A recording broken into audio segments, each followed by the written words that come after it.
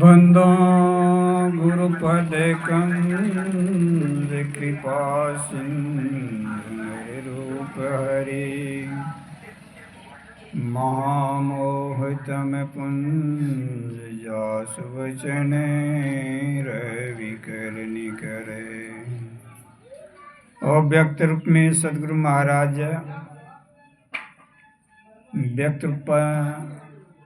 व्यक्त रूप में मंच पर आसित साधु समाज, धर्म स्थल पर बैठे हुए धर्म प्रेमी सज्जन वृंद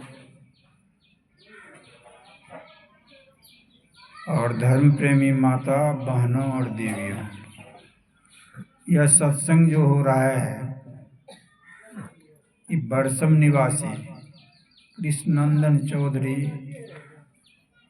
अपने सुपुत्री ज्योति के विवाह के शुभ अवसर पर रखा है। यह सत्संग गुरु पूजा है। कोई भी काम, कोई यज्ञ करते हैं, अपने इष्ट देव का पूजा करते हैं। जैसे भगवान श्री राम भी पूजा रखे थे, गुरु पूजा। तो गुरु पूजा बड़ी सर्वश्रेष्ठ पूजा होता है। गुरु की पूजा में सभी का पूजा हो जाता है। इसलिए इन्होंने सर्वप्रथम गुरु पूजा से ही अपना यज्ञ को आरंभ किया है। इनका यज्ञ जो है बड़े धूमधाम और अच्छे ढंग से होगा। क्यों कि कबीर साहब के कबीर पूरन भय भाग, जब सतगुरु दिए मस्तक हाथ। तो जिनके ऊपर गुरु के हाथ चले जाते हैं उनकी भाग बहुत बड़ा हो जाता है। वही गुरु पूजा रखे। तो शुभ विवाह के अवसर पर रखा है। विवाह सबों का होता है। विवाह सबों का होता है, आज से नहीं, शुरू से ही होते आया है। जैसे शुरू में आएगा, जब संसार में कुछ नहीं था, थोड़ा सा सुनिए, अब बाद में बड़ी रोचक लगेगा। जैसे शुरू में कुछ नहीं था तो सप्तपुरुष ने सृष्टि किया अद्या और आदि को, और अद्या और आदि ने मिलकर के सृष्टि आरंभ किया। विवाह काहे किया? सृष्टि करने के लिए, संतान उत्पत्ति करने के लिए। तो संतान उत्पत्ति करने के लिए अद्या और आदि पुरुष, जिसे निरंजन कहते हैं, काल निरंजन कहते हैं, धर्मराज भी कहते हैं, इन्होंने दोनों मिलकर के ब्रह्मा विष्णु को सृष्टि किया। और विष्णु भी शादी किया, लक्ष्मी से, ब्रह्मा सरस्वती से, शंकर पार्वती से, राम सीता से, कृष्ण रुक्मिणी से। इसी तरह हम लोग यह वैवाहिक कर्म करते हुए आ रहे हैं संतान सृष्टि करने के लिए। कि संतान की सृष्टि होता रहेगा तब न सृष्टि चलेगा, तब न संसार चलेगा, नहीं तो संसार बंद हो जाएगा न। इसलिए भगवान श्री भी शादी किए, संत महात्मा भी बहुत बहुत किए। जो नहीं किए उसको भी बारे में कहा जाता है कि अगस्त ऋषि ने शादी नहीं किया। तो अगस्त ऋषि ने एक दिन देखा कि कुछ लोग गाछ के डांड पकड़े हुए हैं, और उसका पैर पकड़े, उसका पैर वो पकड़े, एक गड्ढे में गिर रहा था। तो इन्होंने कहा कि कौन है आप लोग, गड्ढे में क्यों गिर रहे हैं? उन्होंने अपना पूरा परिचय दिया, उन्हीं का दादा परदादा बाप सब था। कहा हमारा संतान सृष्टि नहीं किया इसलिए हम गड्ढे में गिर रहे हैं। कहा कौन है आप? कहा अगस्त। तो अगस्त ने कहा आप लोग हम शादी कर लेंगे तो बच जाइएगा। कहा तब तो बच ही जाएगा। तो उन्होंने शादी किया जा करके लोपामुद्रा से। और जगत कारू भी शादी नहीं कर रहे थे। तो जगत कारू ठीक यही सीन देखा जो अगस्त ऋषि ने देखा था। यही सीन को देखा कि कुछ लोग गड्ढे में गिर रहे हैं। इन्होंने पूछा, तब जाकर के इन्होंने कहा कि हम लोग गड्ढा में इसलिए गिर रहे हैं कि हमारे जो संतान हैं वंश के हैं वह शादी नहीं कर रहे हैं, इसलिए हम लोग गड्ढे में गिर रहे हैं। कहानी हमें क्या बतला रहे हैं? यदि हम संतान सृष्टि नहीं करेंगे तो हम नरक में चले जाएंगे। इसलिए जन्म लेना और जन्म देना संसार के ही रीति रिवाज है। जन्म लिया तो ये भी शादी करके जन्म देंगे, पेड़ पर खड़े कर देंगे। इसी तरह से संसार चलते हैं। लेकिन शादी करने में क्या करते हैं? विवाह भी कई के ढंग से है।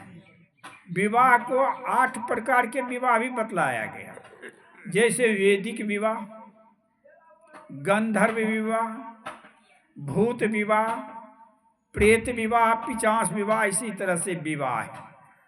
जो वैदिक नियम से विवाह करते हैं, जैसे अभी चल रहे हैं, और जो लड़का लड़की अपने मन से ही शादी कर लेते हैं, तो वह गंधर्व विवाह। जैसे दुष्यंत ने शकुंतला को देखा कन्नव ऋषि में के आश्रम में, मोहित हो गया, दोनों में प्रेम हो गया, तो दोनों मिलकर के शादी कर दो, उसे गंधर्व विवाह कहते हैं। और ये वैदिक विवाह जो है इसमें अगवा होता है। अब ये कहानी सुने ने बाबा के मुंह से, बीच में अगवा कौन बन गया? गुरुए महाराज बन गए अगवा, जो वे लड़का लड़की को शादी करवा दिए। एक को लड़की के ने शादी होता था, एक लड़का, तो बीच में अगवा बन गए। ठीक इसी तरह से विवाह कर में अगवा का जरूरत हो जाता है। जो दोनों को संबंध जोड़ाने वाले, तो उसे अगवा कहते हैं। तो यह भारत की भूमि में, भारत की देश में वेद और पुराण से बड़ा संबंध रखते हैं। तो पुराण हमें कहते हैं कि मनुष्य की अगवा मनुष्य करते हैं, लेकिन पुराण बताता है कि मनुष्य की अगवा तो पक्षी भी किया है। जैसे महाभारत की पुराण में है कथा कि एक पक्षी जो अगुवाई किया है, उसका वर्णन हो रहा है विवाह के संबंध में। अभी शरीर के विवाह के संबंध में चल रहे। जीव है शरीर में, और लड़की के शरीर में भी जीव है, लड़का के भी शरीर में जीव है, लेकिन जीव जीव का विवाह नहीं हो रहा है। विवाह हो रहा है शरीर शरीर का, शरीर शरीर का संबंध जोड़ा जा रहा है। जीव तो बहुत भीतर में है दोनों यदि उनसे विवाह करेगा तो आगे में खुलासा कर दूंगा कैसे विवाह हो जाएगा, दोनों एक में एक हो जाएगा, मैं आगे में इसको दर्शा दूंगा। तो चलिए सुनिए कैसे विवाह होता है। कहानी में है, महाभारत की पुराणों में कथा है कि एक दिन राजकुमार नल अपने बाग में घूम रहा था। कहाँ घूम रहे थे? अपने बाग में। उनका दृष्टि एक हंस पर पड़ा। हंस उनके बाग में घूम रहे थे, विचर रहे थे। बाग में जो हंस को देखा, किसने? राजकुमार नल ने। तो उनकी हंस की सुंदरता को देख करके मोहित हो गए राजकुमार नल। तो चले हंस के तरफ। हंस जो ही ये जाते, राजकुमार निकट हुए, दूर भागते जाते थे। जब बहुत पीछा किया, तब कहते हैं हंस, राजकुमार नल, लगता है तुम हमें पकड़ने के लिए चाहते हैं। कहा हम पकड़ने के लिए हंस नहीं चाहते हैं, लगता है तुम्हें अपने सीने से लगा करके अपने आत्मा में घुसा लो, अपने आत्मा में ही बैठा लो। कहा अच्छा राजकुमार नल, तुम मानव हैं, हम पक्षी हैं। एक मानव को पक्षी से इतना प्रेम। अच्छा सुनो राजकुमार नल, यदि कहीं भीमक की बेटी देवयंती की सूरत को तू देखा, तब तो तुम्हारा बुरा नतीजा हो जाएगा। कहा क्या बोल रहे हैं हंस? कहा मैं ठीक बोल रहा। एक हंस के सूरत पर, जैसे कुत्ता को बच्चा को लोग कैसे कैसे करते हैं, एक कुत्ता के बच्चा को देख करके भी लोग मोहित हो जाते हैं, गोद में उठा लेगा, तो कोई कोई चुमा लेगा कुत्ता को, बच्चा को, कुत्ता को भी। अब तो दिखाया जाता है यूट्यूब फेसबुक पर, देखते हैं कुत्ता को कैसे कैसे प्यार करते हैं। तो देखिए यह मनुष्य जीव जो है, इसका मन कहाँ कहाँ भागता रहता है। हंस कहते हैं राजकुमार नल, मैंने ठीक ही कहा। आदि मेरी सुंदरता को देख रहे हैं, तुम्हारा यह दुर्दशा हो गया। कहीं भीमक की बेटी राजकुमारी देवयंती को तू देख लिया, तब तुम्हारा क्या दुर्दशा हो जाएगा। तब तो लगता है पागल भी नहीं बन जाओगे। अब नल बोलते हैं, भाई हंस तुमसे भी सुंदर है देवयंती। है क्या बोल रहे हैं नल? कहाँ राजकुमारी देवयंती, कहाँ हंस? लोग नहीं कहते कहाँ राजा भजुआ, कहाँ राजा भोजा, कहाँ भजुआ तेली। ठीक इसी तरह कहते हैं, कहाँ राजकुमारी देवयंती कहाँ हंस। क्या बोल रहे हैं? कहा भाई कैसे मिलेगा? तो अब तो देखे हैं उन्हें। कहा मैं तो देखा हूं। कहा हम वह कैसे उनको देखे, मैं ऐसा देखूं। कहा राजकुमार नल धैर्य धारण कर करके रहो, हमसे अलग ही रहो, पक्षी से प्रेम मत करो। मैं तुम्हें मानव से प्रेम करवा दूंगा, लेकिन मैं प्रयास करता हूं अगुवाई करने का। लेकिन मैं अगुवाई करता है आदि विधाता के विधान में ऐसा तुम दोनों का संबंध होने का होगा तो हो जाएगा। हम लोग कर्म करते हैं, हम कर्म कर रहे हैं, तेरी अगुवाई का मैं प्रयास करता हूं।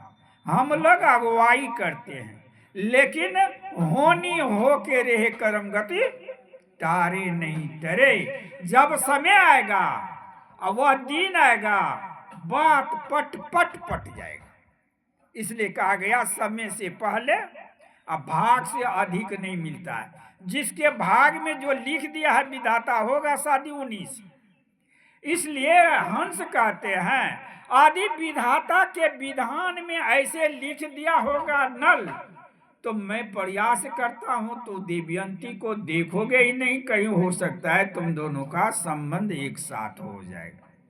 इतना कह करके हंस उड़ गए और चले गए राजा भीमक के। महाभारत की कहानी में राजा भीमक के बाग में वह घूमने लगे।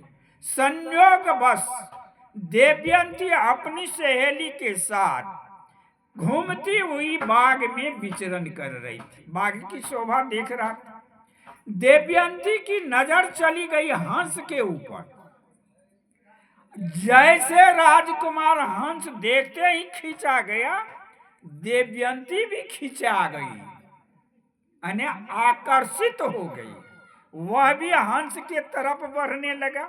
चाहे हंस को मैं पकड़ लूं, हंस बढ़ते जाता, देवयंती पीछा। सहेली यार कहाँ, कोई सुधी नहीं, कपड़ा की भी सुधी नहीं। वे हंस के पीछे कभी कभी सारी पेड़ के तले दबा जाती थी, लेकिन इसका ख्याल नहीं। सारी लटक जाती थी, इसका ख्याल नहीं। वह हंस को ही एक टक से देखता हुआ कि हंस हमारे नजर से कहीं ओझल नहीं हो जाए। वह निशाना बनाए हंस पर ही चल रहे हैं। हंस कहता है, देवयंती लगता है तो हमें पकड़ने के लिए चाहती हो। कहा हाँ भाई हंस, तुम्हें पकड़ने के लिए ही नहीं चाहता हूँ, मैं तो तुम्हें पकड़ करके अपने हृदय में बसाने के लिए चाहती हूँ। हंस कहते हैं, देवयंती राजकुमारी एक हंस को देख करके एक मानव को ऐसी दुर्दशा पक्षी से भी प्रेम करने के लिए चाहती हूँ। राजकुमारी एक बात सुनो, कहीं तू राजा नल को देखा तब तुम्हारी उनकी सुंदरता, तब क्या तुम्हारी दुर्दशा हो जाएगा। देखिए अगुआ की बड़ाई। अरे लड़की लड़की नहीं, लड़की में तो चार चांद लग रहे हैं भाई। लड़की इतना सुंदर है, लड़का इतना सुंदर है कि लड़का की कहने योग बात ही नहीं है। अरे देखोगे तो मेरे बात को मान लो। अरे देखिए अगुआ की बड़ाई। अगुआ बात भी सही में बोल रहा था, हंस कोई झूठ नहीं बोल रहा था। हंस कहते हैं, देवयंती आदि राजकुमार नल की सुंदरता को तू देखा, तब तुम्हारी क्या दुर्दशा हो जाएगी। तो राजकुमारी देवयंती बोलते, भाई हंस तुमसे भी सुंदर है राजकुमार नल। कहा क्या बोल रही, कहाँ राजकुमार हंस कहाँ राजकुमार नल, कहाँ हंस। इसकी तुलना कर रही हो, जब देखोगे तो देखते ही रह जाओगे। इतना सुनते ही देवयंती की आंखें बंद हो गई। आंख बंद हो जाता है, लोग संसार से लाचार हो जाता है, अपने में ही विचार करता है परमात्मा मेरी गुहार ले लीजिए, मेरे पुकार को सुन लीजिए। ऐसा होता है कि नहीं? अरे मंदिर घुसे, मस्जिद घुसे, आंख फाड़ फाड़ देखे, और तब आंख बंद करके आंख फाड़ फाड़ देखे, और वो हम ने देखे राम रहमान हे बहिना, वहां तो देखी नहीं रे भगवान को, तब आंख बंद कर लिया, अपने भी आंख बंद कर लेते हैं। ठीक देवयंती जो ही आंख बंद की, हंस उड़ गई। अब देवयंती इतनी वह मिलन में राजकुमार नल की याद में, जो उनकी चिंता घुसी, उदास भाव में महल में प्रवेश किया, और कहा खाना पीना सब बंद, अन्न नहीं भावे निंद न आवे, बार बार मुहे विरह सतावे। किनको? तो भक्तों को पिया मिलन की, और प्रेमी को प्रेमी मिलन की। यही प्रेमी मिलन की लगन लग गई देवयंती को। अन्न नहीं खाती, नींद नहीं आती, और उनकी दासी उनके माँ को कहती है कि रानी, देवयंती सोती नहीं है, देवयंती खाती नहीं है। कितना भी पूछा गया, लेकिन कोई लड़का लड़की जल्दी नहीं बोलते हमरा शादी कर दीजिए। माँ कहती हैं, राजा भीमक को रानी कहती है, हमारी देवयंती अब शादी करने जोग हो गया है, इसलिए शादी कर दिया जाए। फौरन ही राजा के मन में विचार भव गया। वे भी घोषणा मन में ले लिया कि मैं स्वयंवर के तिथि को निश्चित कर दिया, और देश विदेश पत्र को भेजने लगा। पत्र भेजते हैं कि अमुक दिन देवयंती की स्वयंवर है, देवयंती जिनके गला में माला पहना देंगे उसी के साथ देवयंती की शादी रची जाएगी। और ये लोक ही नहीं, परलोक भी चले गए। परलोक माने देवता लोग भी यह सूचना गए कि देवयंती की स्वयंवर मुक्ति है। और देवयंती की सुंदरता के भी वर्णन, वहां देवता भी हिल गए, इंद्र भी हिल गया। रानी राजकुमारी नल की सुंदरता के बारे में सुन करके राजा इंद्र को भी मन डोल गया इंद्रासन से। वह तिथि को जब राजा महाराजा जुटने लगा भीमक के राज, तो राजकुमार नल भी चले उस स्वयंवर में। पत्र तो उनको भी गया था, और देवलोक से इंद्र सहित 4 देवता आ रहे हैं देवयंती से शादी करने के विचार में। जब आ रहे हैं तो देखिएगा राजा को, मंत्री को, चतुर सेना की आंख चमकता रहता है। आंख जो चमक रहते हैं इंद्र को, उनकी दृष्टि पड़ गया राजकुमार नल पर। इंद्र ने कहा, लगता है इस शादी में मैं असफल हो जाऊंगी। ये भगवान मतलोक में भी मानव में इतना सुंदरता दिए हुए है। इंद्र भी आकर्षित हो गया नल को देख करके, और कहते हैं मन में, हमसे शादी नहीं करेगी देवयंती, और कहते हैं अपना राज खेलते हैं। कहा, राजकुमार नल हो तुम? कहा, हाँ। कहाँ जा रहे हो? कहा, भीमक की बेटी की शादी में। कहा, अच्छा मैं भी जा रहा हूँ, एक पैर भी नहीं कर दोगे मेरा? कहा, देवता का पैर भी कोई मानव करे? कहा, नहीं नहीं कर देना ने। कहा, क्या करेंगे बोलिए? कहा, तू दरबार घुस जाना। क्या कहते इंद्र? तू दरबार घुस जाना, और दरबार में जाकर के राजकुमारी देवयंती से कहना कि इंद्र लोक से 4 देवता है, इंद्र, वरुण, यम और कुबेर। यदि चारों में से किसी को तू वर लेती हो तो कभी भी दुख का मुख नहीं देखोगी। तो राजकुमार नल क्या कह देते हैं, महाभारत में भी ऐसा ही बात है। कहा, कुमार कहीं कुमार का घर देखिया करता है, इसलिए कुमारे लोग को घर देखिया नहीं ले जाता है, खाली विवाहित लोगों को घर देखिया में ले जाता है। ये कहते हैं कुमार लोग कहीं कुमार की घर देखिया करता है। मैं भी तो कुमारा हूँ, मैं भी तो विवाह करने के ख्याल से जाता हूँ, आपका पैरवी कैसे करूं? तो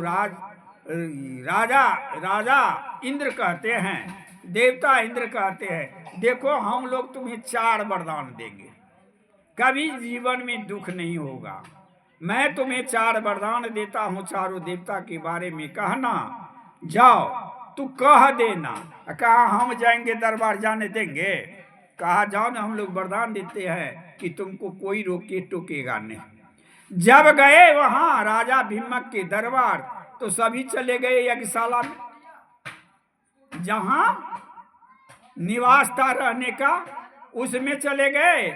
और इंद्र ही चलता है, राजकुमार नल चलते हैं दरबार की तरफ। लेकिन यह जो जा रहे थे तो लोग देखते ही रह जाता था, ऐसे चलते इसको रोकता कौन? कोई नहीं रोक रहा था। ये बढ़ते ही चले गए और घूमने लगे चारों तरफ। और घूमते घूमते देखे बहुत लड़की को बैठी हुई एक साथ। वहां पर लड़की देवयंती को सजा रही थी, कोई हाथ रंग रहे थे, कोई पैर रंग रही थी, कोई भाल संवार रही थी, कोई बिंदी कर रहे हैं, कोई टीका कर रहे हैं, इस तरह से सजा रही थी। ये वहां पर पहुंच गए। कहा इस लड़कियों में से देवयंती कौन है? देवयंती ने कहा मैं हूं। क्या बात है? कहा अरे देवलोक से 4 देवता आया है, इंद्र, वरुण, कुबेर और यम। यदि उनसे तू शादी कर लेती हो, उसे पसंद कर लेती हो, तो जीवन में दुख का मुख नहीं देखोगे। कहा राजकुमार सुनो, मैंने हंस के कहने पर अपनी प्रतिज्ञा कर ली है कि शादी करूंगा तो राजकुमार नल से। जैसे पार्वती को नारद के कहने पर मैना ने कही ऐसे वर से मैं ब्याह करने के लिए नहीं दूंगी कि भगवान शिव अशुभ वेश में रहते हैं, कुवेश में रहता है, भूत प्रेत के जैसे अपने वेश बनाए थे। मैना ने कहा ऐसे से हम शादी नहीं करने देंगे। अंत में पार्वती ही खुद बोल गई, जन्म जन्म लगी लगन हमारी, अब बरो तो शंकर न तो रहो कुमारी। कि मेरे जन्म जन्म की यह प्रीति है कि मेरी दुल्हा हो तो शिव ही हो, मेरी शादी भी हो। तो ठीक उसी तरह देवयंती बोलती है कि मैंने कल्पना अपने व्रत कर लिया है, व्रत धारण कर लिया कि मैं शादी करूंगा तो राजकुमार नल से, नहीं तो कुमारी रह जाऊंगा। राजकुमार नल तो शांत हो गया। कहा आज्ञा सब न सुसाही सेवा, आज्ञा की पालन करना बड़ी भाग्य की बात है। इसलिए कहा गुरु आज्ञा सब सुसाही सेवा, संतों की आज्ञा, गुरु की आज्ञा को मानना, देवताओं की आज्ञा का बात मांगा। देखिए बात अपने अपने बन रहा है, बन गया ने यहाँ पर। अब लड़की भी पूछ देते हैं कि राजकुमार तुम्हारा क्या नाम है? कहा मेरा ही नाम है नल। दोनों को देख लिया कि फिर भूलो नहीं। लेकिन देवयंती ने कहा, राजकुमार नल ने कहा हंस झूठ नहीं बोला, ठीक जैसा कहा ठीक वैसे ही है। कितने बाबू कहते हैं कि अगवा ठीक ही कहा, जैसे ही लड़की बताया वैसे ही लड़की है, जैसा ही लड़का बताया वैसा ही लड़का है, बड़ी ठीक की बात है। तो सुनिए आगे की कहानी। अब ये जब यज्ञशाला जाते हैं, उस निवास में जाते हैं, तो इंद्र बोलाते हैं नल इधर आ, हमारा काम कर दिया। काम कर दिए। कहा क्या कोई निर्णय निकला कि नहीं? कहा हम सुना दिए हैं लेकिन बात गड़बड़ हो गया। अब देखिए झूठ नहीं बोल रहा है, इसको झूठ भी बोल जाना चाहिए। क्या कहते हैं? अरे वो तो बोली लड़की क्या देवयंती कि मैं तो अपना वर चयन कर चुका हूँ राजकुमार नल को। इंद्र ने कहा जो मेरे भविष्यवाणी पहले हुआ वही हो गया। फिर भी इंद्र कहते हैं अच्छा तू देवताओं की चाल से का नर ने हो, हम लोग देवता हैं, तुम्हारे बुद्धि को भ्रष्ट कर दूंगा। अब 10 बजे में स्वयंवर में निकलता, सब तैयार होता है, सब यज्ञशाला में पहुंचता है। देवयंती भी माला लेकर के सहेली के साथ पहुंच गई यज्ञशाला में। राजा महाराजा भी प्रवेश करने लगा। अब तो चारों देवता का अब देखिए धूर्त आई, चारों बन गया कैसे? ठीक नल के ही जैसे जैसा नल था वैसा ही चारों देवता बन जाते हैं। अब जिधर नल जाए चारों उधरे जाए।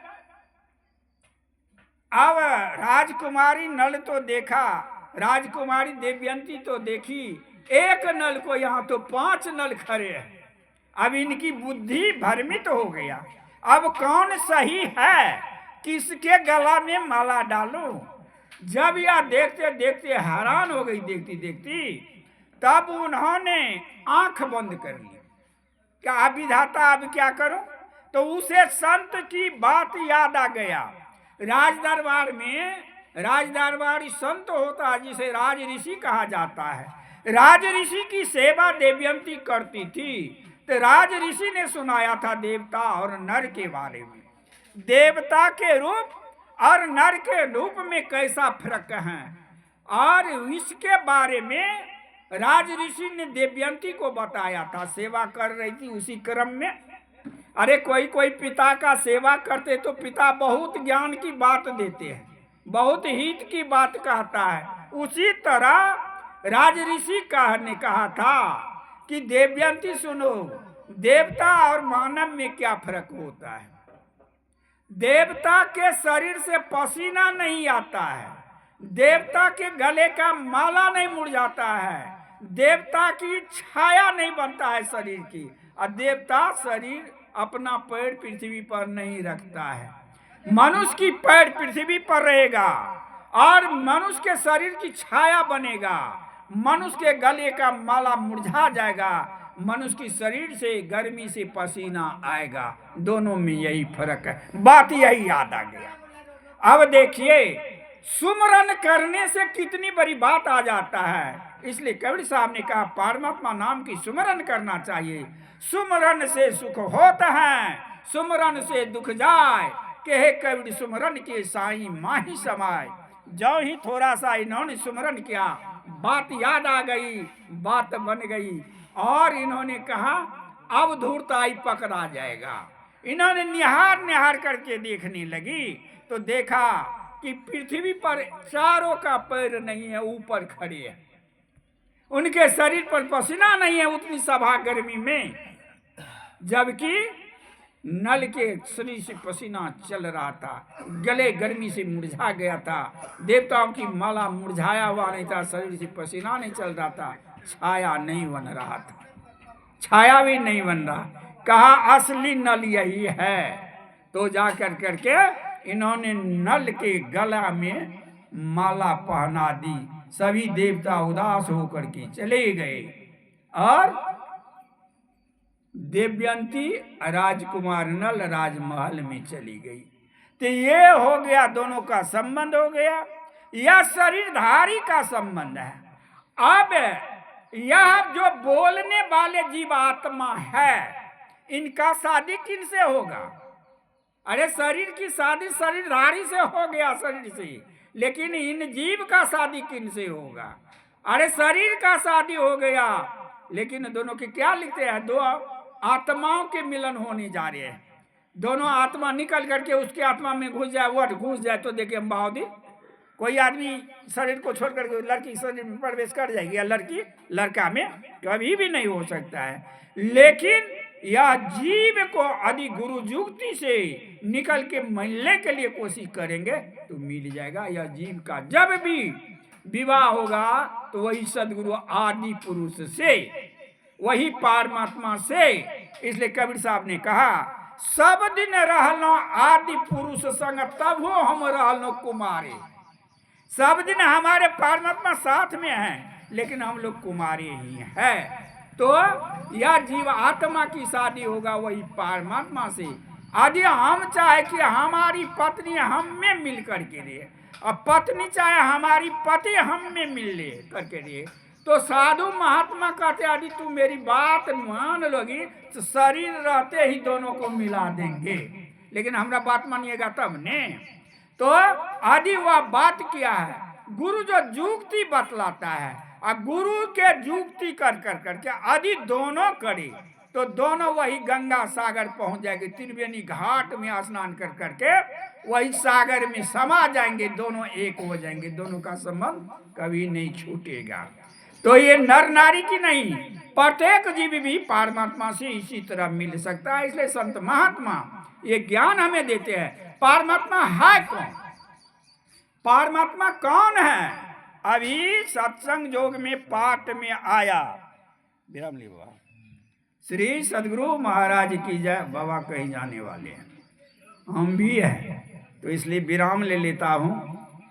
और यह समय मिलेगा तो फिर सेवा करूंगा, सर्वन सुख दूंगा। मैं गुरु महाराज से निवेदन करता हूं कि हे गुरु महाराज, ये कृष्णनंदन बाबू की लड़की का जो शादी हो रहा है ज्योति कुमारी का, इस वर वधु का जीवन मंगलमय रहे और ज्योति कुमारी की सुहाग अचल अमर रहे और इनके परिवार का भी मंगलमय हो, सुनने वाले का भी मंगलमय हो। इसी वाणी के साथ में विराम लेता हूं। प्रेम से बोलिए श्री सदगुरु महाराज की जय।